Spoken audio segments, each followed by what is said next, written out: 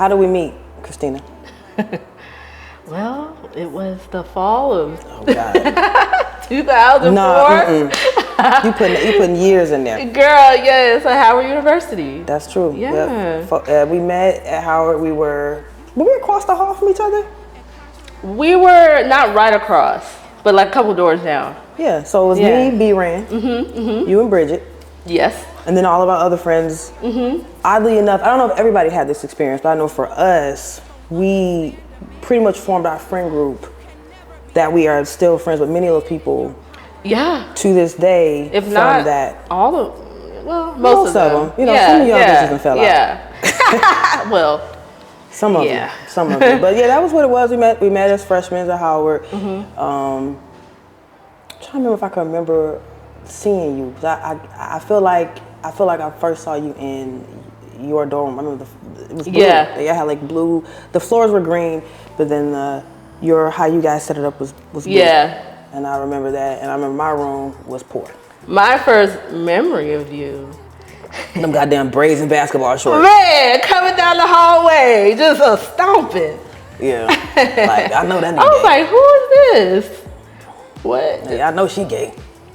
Listen, I don't want it, I didn't want to be, But I was like, what like that? You were. I was like, she looking for the who? We're gonna go and find us some men. You're good. We're gonna go. Christina was the only one that clocked my tea, but it took years for me to come to terms with that. But it was great. Yeah, I just wanted you to live freely, and that's what I love about where you are now. Yeah. And just seeing you, and being at Howard with you, and you being this beautiful, creative, and I mean, we're all at a time in our life where we're trying to get to know ourselves, our sexuality, or whatever, define ourselves. So, I just didn't want you to feel confined. Well, that was how I was raised. Yeah. I think many of us were raised within confinement. And then as you grow older and you go through shit, you realize like your parents told you what they knew. Yeah. And so it's up to you to chart your own course. But you were really instrumental in that process for me. I know we're supposed to do questions, but I wanted to say one thing that you did for me. So it was this girl that I used to like at school. And she was one of the cause I had niggas before then, and let's not play around. I did, but anyway, there was a girl that I ended up liking, and it was a big deal for me. And I was so conflicted and going through and just upset about it, couldn't sleep, all this stuff. So one time, Christina and our other friend Reagan, we was at the club. And in fact, I was drunk. I come out, y'all was in the car. We didn't come together. We just also And so when my other friends got mad at me and was tired of me and was like, bitch, you can go home with them. And so I pop in the back seat with Christina and all Reagan. riled up, drunk from the club. And we driving. And then that was the first time I told them what was going on with me, because it was really just heavy on my heart. And I was so afraid. I was so afraid of how they would react, but it was literally eating me alive. And they were like, Christina in particular, okay, so you feel better? Okay, cool. Let's keep going. Yeah, and then she was so comforting, because it was like she knew what it was, and she just was like walking me through it. And that was something I'd say that in our relationship, above everybody, you did that for me. Nobody else did. That was you. Yeah. That was 100% you. Yeah. It always felt like, even though sometimes you can be a little pushy. I am. It was always with love. Yeah, always. Yeah. Yeah. Well, cheers to that. Cheers to that cheers shit. To That's how we met. That's how we met, right? You coming out with me and be like, okay, girl, now what? All right. Yeah, so you were a jazz major at Howard. How has that influenced your musical style? I would say you can hear it. I think at heart, I'm probably a jazz singer. Yeah. Probably. It just wasn't, jazz still exists, but I think this time period where we're living, it just had to evolve into something else. But I absolutely love Sarah Vaughan. Sarah Vaughan was my idol. If there was anybody that I would study and try to sing like, it was her. So in my singing, it's so much jazz, man. It's falling off the notes, it's falling off the inflections, it's the feel. Yeah. And I add some elements to the musical component or the tracks. I do some stuff, not a whole lot, but I think it's probably mostly in my voice. So you have an album coming out, Right? called Black Gold. What's been the most challenging part about this project? Finishing it. Okay. Yeah. Why finishing it? Probably my. Okay, so this album I did a lot of it on my own. So I wrote, I produced it, I recorded it. I mean, just everything. Sang it, vocal arranged, all of it. And it's like I always call it, it's like masturbation. It's like you in the room just playing with yourself, child, for hours and hours and hours. Yes. Okay. And it's like, damn, can somebody come play with me? You know, and so you don't necessarily know if what you're doing is good, But it feels good to you. but it feels good to me. So has that been really the songwriting process for you? Is just kind of going into yourself and how you feel and then putting that on paper? Like, what's been your songwriting process? So for me, for all of my life, I've always written in solitude because I feel safe with me. It's my safe place. And I'm very like, and so for this album, what I've done, but I've done this in different iterations and variations over the years, depending on what I was doing, where I was. But I went to like a lockout where I wanted to, because you know, when you live in life, you know, having your day jobs and relationships, I'm married now. So all this stuff I have going on in my life, I had to really lock in to get to the depth of what I wanted to say. So every single day, there was nothing but, for like 2 months, I did this, where I just got off work, worked on music every single day. Some days I couldn't do it, other days, you know, you have your moments. And it's just like getting to the depth of what you want to say. So you write as many songs as you can. And then from as many songs as you get during that time, you find the ones that are the best, and then you try to really take those to the next level. And that's how I pretty much got the album. Yeah. So why Black Gold? Why that title for your album? The title means for me so many things, because when I think about Black people, on one hand, I think that, I mean, you think about Kemet, ancient Kemet, and you think about how, you know, how gold was used to adorn the body, and you look at, you know, pharaohs and all these people, when they would mummify the bodies and what you would find in there, all this gold, all these, and so, and these are all Black folks doing this, and there's something regal about gold, and then gold with Black. It's just like it goes together. Yeah. You know what I'm saying? And it's sort of a paradox in a sense, you know, something so shiny and something so, you know, dark, but also so beautiful. You know, it's complex. It's very much complex. Complex. And then I think about how a lot of like in hip hop, how a lot of our rappers, they use gold chains, to adorn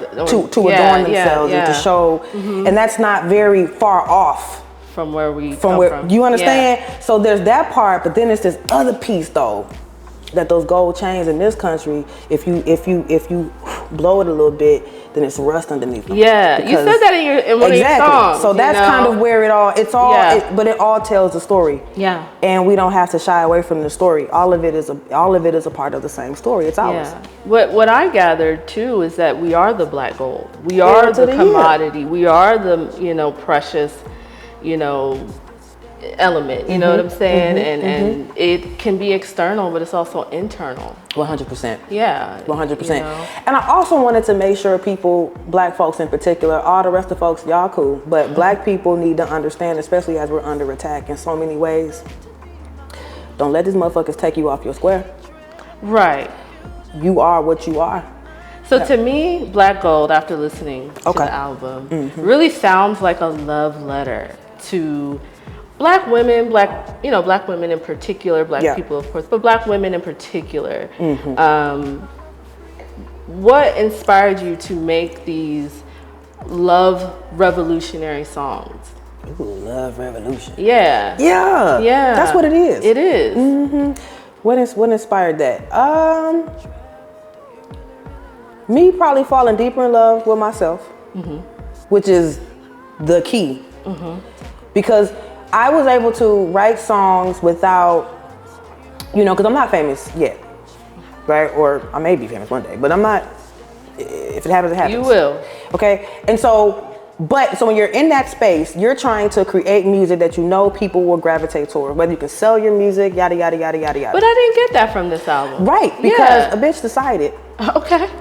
I'm gonna say what the fuck I want to. Yeah. I don't have that many goddamn days on this earth. Like, like when you think about it, we have a finite amount of time to say and do and be whoever it is that we are. So why am I sitting up here trying to get this white man over at the Disney studio or wherever at, you know, and he gets 100,000 songs. He may never hear mine, or if he hears it, he may not be attracted to it, even if I try my best to make it for that. Why not make it in the image of who I am? Because that matters to me. And it will matter to people who are like me, who understand and feel that. Did I answer the question? Or did I ramble? No, you answered the question. So you are a newlywed. I guess so. Yeah. I guess still. And a couple songs on the album felt really like you were deeply in love. You know, Abby, your beautiful wife. Did she inspire some of these songs? Yeah, I think because my love life, when I write love songs in particular, they've always inspired my songs, whatever I'm doing at the time. And I used to be like insecure about writing songs so lovey-dovey. Yeah.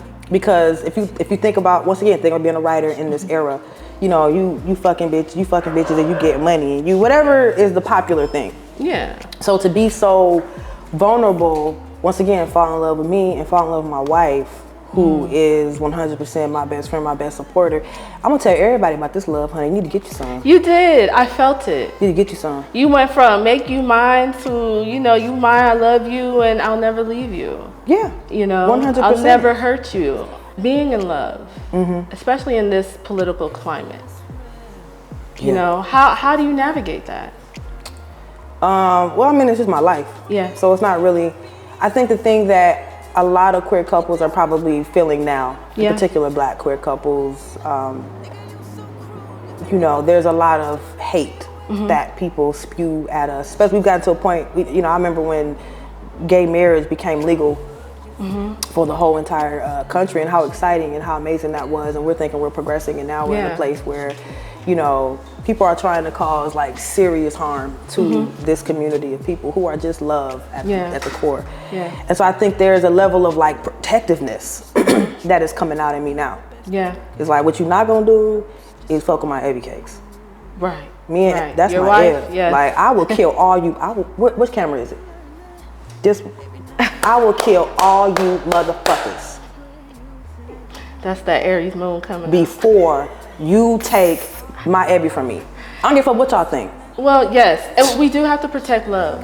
And I think that's where the essence of the album is a protection of your love.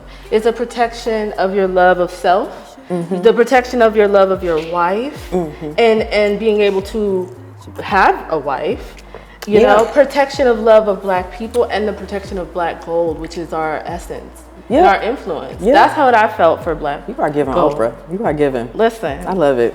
That's my girl. This might be a thing for you. Oh, okay, you know. Thank me later. But no, I love that. So, how have you evolved from your last single, "Make You Mine"? Yeah.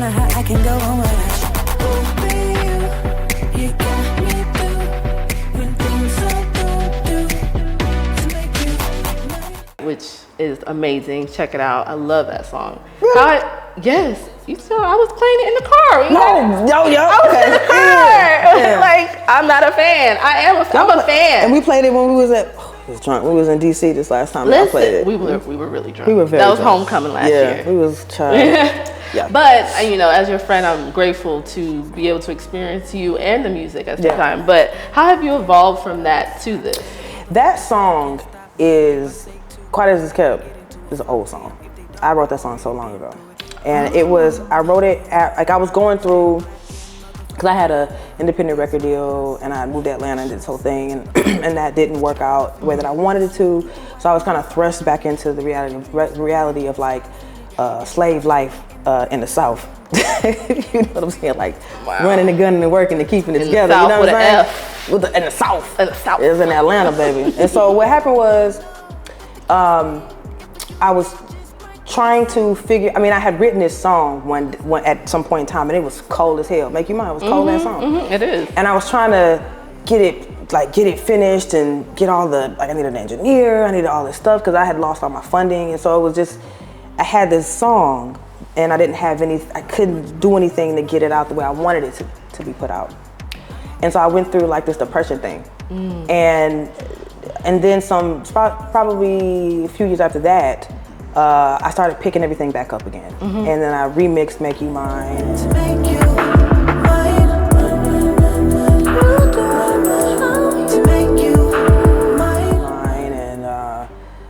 And it just it's like a song the song really tells a tale of who I am, who I was in that moment. So when I put it out, it was like a completion of something that I had really been going through. And I never told anybody that because it wasn't to tell, but it was just for me.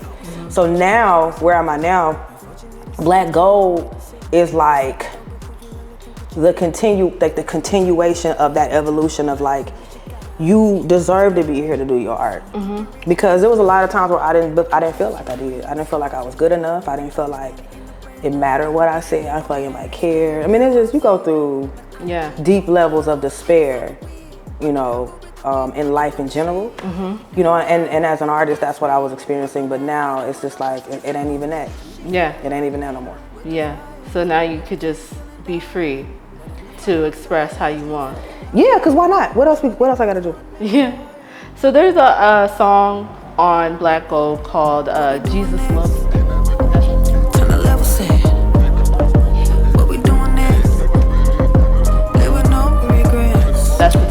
That's the why Jesus? Yeah. The interlude before. Yeah. Why Jesus loves me? Because I think there are some people in this country who think they have a fucking corner on the love of God. They have a corner on the market. They feel like it's like, you need to chill. Putting parameters on love. Trying to say that, like, because of whatever the reason, because I am queer, or because I'm Black, or because of whatever reasons, God doesn't have a favorite in a lot of my life. And I need you to know, God loves me too.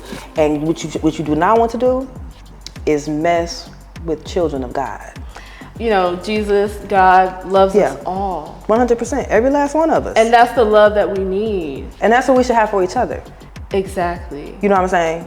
Like, even though I talk a lot of big shit and I get angry, I'm very passionate, and I have a rage in me. I have a rage because I intensely understand how important it is for us to love each other. And I want to beat your ass into submission of love. Like, if I beat you like a child, maybe you will learn. But that may not be the case. So, you know, yes, definitely. You're passionate, right? Very much so. You know, we got a nickname for your passion. My passion with liquor. Well, it don't always have to be liquor involved. It's mostly liquor. When it gets wild, whenever y'all talk to him. When you get wild, Earl comes out. When y'all talk to Earl.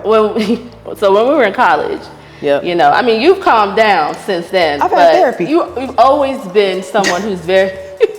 I've had a lot of that. Well, that's great. Yeah. It's nice to see Earl go to therapy. You know? Hey, we didn't even give it a gender.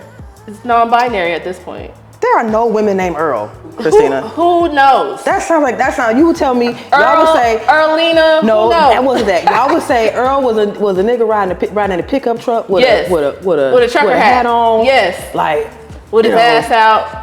You know what I'm saying? With a Coors Light or a Budweiser or something. That's how y'all felt like champagne of beers. For sure. For sure that was you. Yeah. And you were country back then, so it was Earl. Oh my goodness. Was I more Southern than I am now? Girl.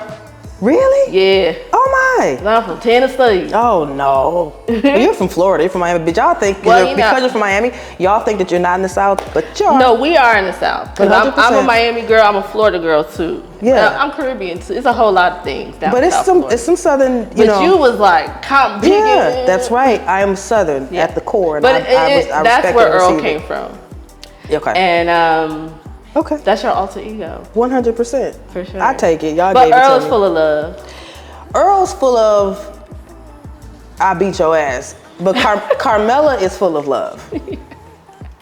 Yeah. You know what I'm saying? Yeah. But you'll beat your ass for love. But the thing is, I want people to, like, love really truly is the answer. No, it is. You know what I'm saying? Like you can be Earl, you can be tough, you can protect and defend. And that's probably who Earl is. Yeah. You know, as my protector. Well, in that, you know, I think that we feel, you know, everything. You're empathic, right? Yeah. That's why you're so passionate. True. You know what I'm saying? So that comes out. I'm an Aries moon too, so I get it. But I've never wanted to accept that I was so empathic. Maybe that's where the rage comes from. Maybe that, you know what, we're Are maybe. we having a therapy session? You know, we've been doing that. I'll charge you later. We've been doing that for like 2 days. Yeah. So, who is your dream collaboration musically? Okay. Do they gotta be alive? No. Do one not alive and one alive. I'm an old soul. So, I mean, I think that's pretty clear, right? I think Marvin Gaye would be, if I had the I love everything about what his work was, who he is, who he was. It's a guy named October London. Yeah, he sounds just like him. I fucking love his music. I ain't gonna hold you. I would actually want to, if I had an opportunity to collaborate with that, because he's like, I would love to sit in. That would sound amazing. I would love to sit in on the process. I'd want to sit in with his producers. I'd want to really learn how they create that sound. I'm so interested in that sound. Yeah. I'm interested in that sound. It's magical. I am. To take something so, you know, from the 70s and to bring it into now and to still have that same feeling. I Want You is one of my favorite albums. So, yeah, so great. It's like my favorite song of all time, actually, that one. I Want You by Marvin Gaye. Girl, don't get me started. And then the other part to it, though, is like collaboration is important, but I think just in general, like where I would want to, I'm open to working with anyone, but I think where my mind is at is that I want to create with folks who get where I am at mentally. Yeah. As it relates to creating music that propels culture forward and not just culture for profit for us. Yeah. And how we need to grow as a people. I think we're there. I think we're that's who I want to work into with. Black thought, right? I hope. Consciousness. I hope. Black consciousness. We better. Yeah, we have to. We better. The universe is making it so. Yeah. And it's what got us here, and it's gonna push us forward. Has to. So what's with Black Gold, your album? That's right. When is the release date? When we get through all this other stuff, we get videos and shit back and everything like that. Hopefully, I mean, I don't want to say the date. I mean, I have one in my mind that's working. But that's what's coming up next. But that's what's coming up. So the release of the album, videos, just kind of really pushing the messages to the next level and making sure it resonates with the people. Yeah. And just seeing where it takes me. I'm honestly, as you say, I'm like letting the universe take me on this journey and being prepared for whatever it's gonna be. Yeah. And so I'm excited about that. You know what I'm saying? I'm open to it all. Yeah. I'm hoping for a visual for every song. Yeah. Because I think you got some money on it. You got a little taste. Listen, I'm creative. You got a little taste of money. I don't even need the money. I need the money to do the videos. We can do it on the iPhone nowadays. Oh my God, no. We need cameras. Nowadays we can do it on the iPhone. Kids. We need cameras like real ones. No, yeah. But again, the universe. What you put out there, it'll show itself. Yeah, because, y'all know Christina she's like a energy magnet and she's super spiritual and tapped and locked. You know what I mean? So we've been having these conversations and we've been going in, right? Like about sun signs and shit. And we'll talk about folks and they have been calling me. People I haven't talked to in weeks, be calling and texting. It's like, we was just talking about that. Christina over here, she got that thing. Listen, you got Jesus Loves Me. Yeah, something. That's it. She's That's the magic. So I'm gonna tell you right now. Tell them what I'm gonna be, because if you say it, it's gonna happen because you tap. Listen, you are going to be a pillar in Black music, okay? To help continue it forward. And to help with our revolution, which will never end. But that's who we are and that's what we're here for, to break through those fourth walls. We're not here to be complacent. We're not. So let's go through the track list of your album, Black Gold, and you tell me, give me a word that kind of describes or was inspiring for each song. I might need at least 4 or 5. Do whatever. It depends. I'm gonna try with one, but we'll see. Yeah. So the first song or interlude on the album is 92%? Shit, Carmela. Mm. That's the one word because, and y'all get the rest. HU? You know? Yeah. Black Gold.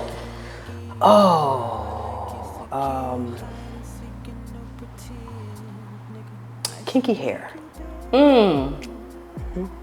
Yes. Yeah. Nappy. I love it. Yeah. Lost in the Moment. That song. Motherfucking Cadillacs and throwbacks and goddamn shit. Cognac. You know what I'm saying? Put that that white on A-track. white. You know what I'm talking about? Yeah. That's what. Well, to me, that song was love devotion. I've never heard you say those things to anyone. Because you was a player from the Himalayas back in the day. You know what I'm saying? And now you talk about, I love you, and I'll never leave you, and you're my, I mean, you're love. And that song in particular, which I love, just really made me smile. It did. True Love. Down with the patriarchy. Okay. Don't think. Passion. Yeah. I Can't Help Myself. Oh gosh. Summertime fun. You know. I love that. Queen.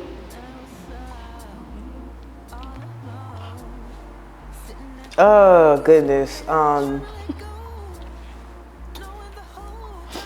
Certainly that song was a labor of love. Yeah. So it was, yeah. Right. One of my favorite songs, She's Gone. It would be. I know. I love that song. You have to know it, Christina, to know. I wrote it for people like you. I really did. I really did. I love that song. Yeah. Make them niggas big. Honey. Tell me that you want Make them niggas big. Yeah. Okay. Yeah, love that song. Yeah. I put Self-Love on that one. Yeah. I put 100. Self-Love. I totally understood exactly what you were saying. You know, it's really reevaluating this so-called love that you're giving me and realizing it's not enough. No, it isn't. Like you were saying the other night. What was it? Cosplaying love. Cosplaying, yeah. It's funny. I wish I had talked to you before I wrote it. Maybe I would have written more shit in there. But yes. I mean, you know, we can do a remix. We could. Anyway. Oh, nigga, we could. We talked about it before, but Jesus Loves Me. Yeah. Allie Mae and Jimmy Boyd. Those are my grandparents. And so I wrote it with them in mind. I wrote it with their stories. Yeah. Yeah. Eat the Rich.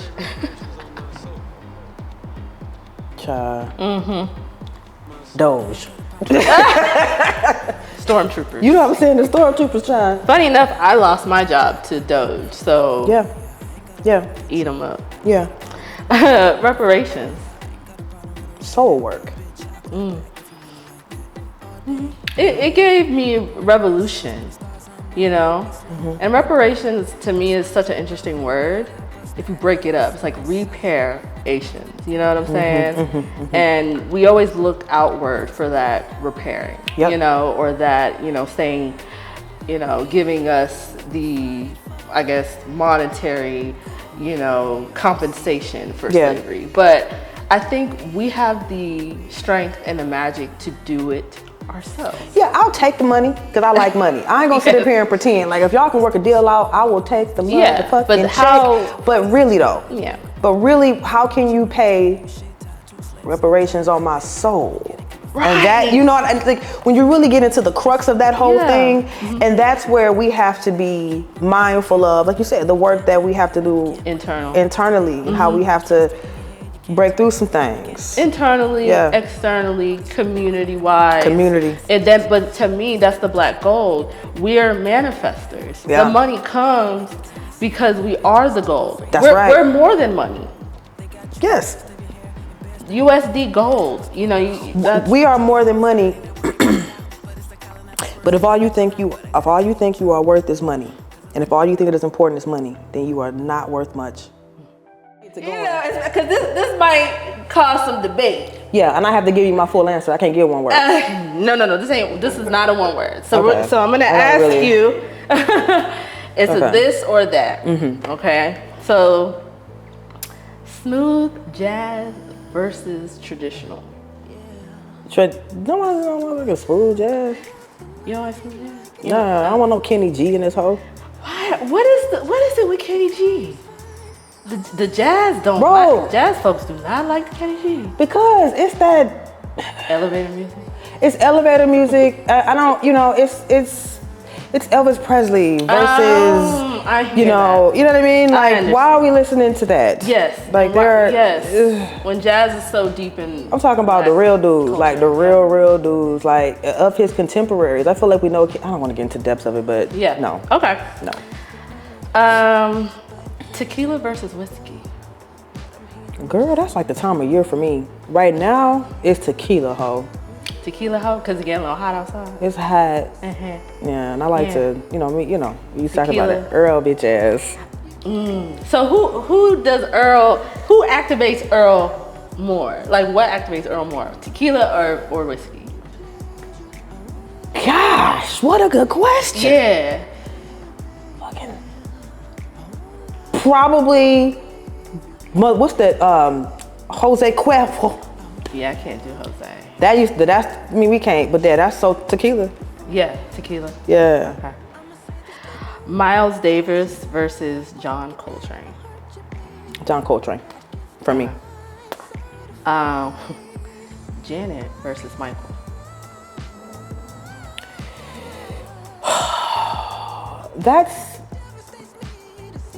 Say Michael versus Prince. I can't say Janet versus Michael. Janet versus Michael.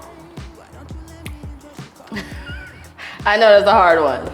So Janet, as well as I know, because y'all know that I love me some Janet. Y'all always love Janet. And you honestly, quiet as kept, you can hear her influence in my music 10 times out of 10. So I love Janet Jackson. That She's Gone gives me... Does it?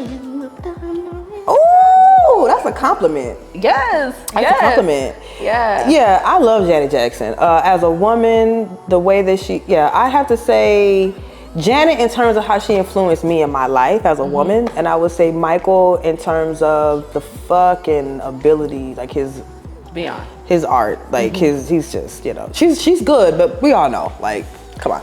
Yeah, I always wanted to know what your stance was on that one. I'm a realist on that. Okay. So I'm gonna throw a couple Howard ones on you, and if you went to Howard, you would know. You would know. Oh, okay. Let's see. The quad versus the annex. Bitch, please, the quad. Fight me. Never that. I mean, but the annex. Listen, who gonna fight in the annex? They too big. They on scholarship. But the food, they're reading books. They reading books. They actually going to class. They going to class. They're probably running the world right now. But they had the food though. They had their own, really. And we're over here. I don't know. We're doing all right though. Howard versus Hampton. Okay, hold on. Let's take a second. It will always be and forevermore Howard University. Tell them. Always. Okay, last one. Make You Mine versus Lost in the Moment. Girl, these are my songs. Yes. That's the remix. Mine. That gets my lady parts going. Loins. You got me feeling so crazy. Hey, thinking the oh my mind sitting. Oh, damn. I wanna say. I love Make You Mine remix. Yeah. That song is really good. Lost in the Moment is good too. It's hard to choose to my kids. Don't tell them I said that though. Right. Oh my gosh.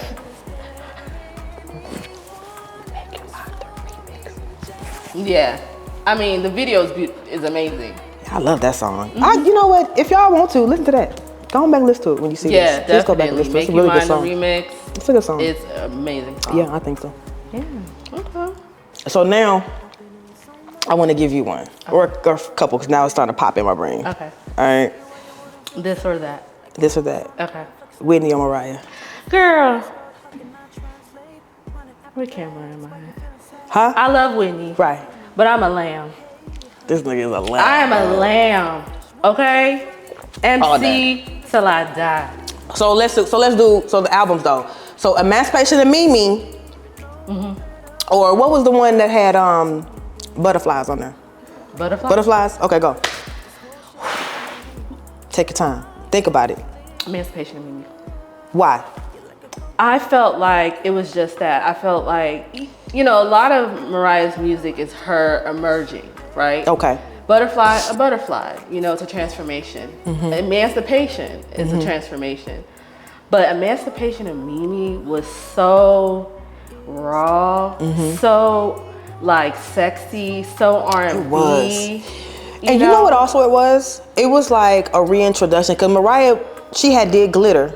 And that was just a weird time in her life. I don't think Glitter was bad, to be honest with you. No, not even the movie. Not even, I don't know about that. But I do know, like, Mariah didn't have, like, her music was never slipping at that time. Yeah. But they repackaged it. She came back with a certain kind of force. Her and JD got together. They produced that whole album together. And I thought Emancipation. It was amazing. It was hit after hit after hit. It was great work. Yeah. I mean, that was a pinnacle for them. I think. Was. Yeah, it was. So. I love butterfly. I literally have a butterfly tattoo. Yeah, you know, I love her. You have always loved Mariah. But she's always taking me through. Right. Yeah. Yeah. So I would say. Because you love Mariah, I love Janet. You know, we knew. We couldn't really put them against one another. You know, it ain't the same thing. No. They're two different. But we both loved. We of our friends, we had like we were the stands. We had devotion people. Oh, yeah. I don't think I don't have a lamb on me. Lucky you. Yeah, that's right. Yeah. Well, cheers to you. Yep. Cheers to Black Gold. Yeah. And I can't wait to see all that you have coming up next. And you will, and I just want to say thank you for coming and being a part of this. And I'm speaking life into your future and everything that you have coming. Thank Because I so totally believe in you, and I think that girl, whatever happened with the stormtroopers. Oh no, I don't worry about Doge. Worry about that bullshit. No, we good. No, God, Jesus loves us. Don't worry about Darth Vader. These mere men. Well, you know, this has been so enlightening, and I love that you have had me a part of this. I love that you said yes. Yes, I love that you were able to come in and do it, and I'm happy you came, happy to see you. And I love you, Christina. I love you too. It's real. Yes. Hold my hand. It's real. My sister. My sister. Yeah, it's so real. Yeah.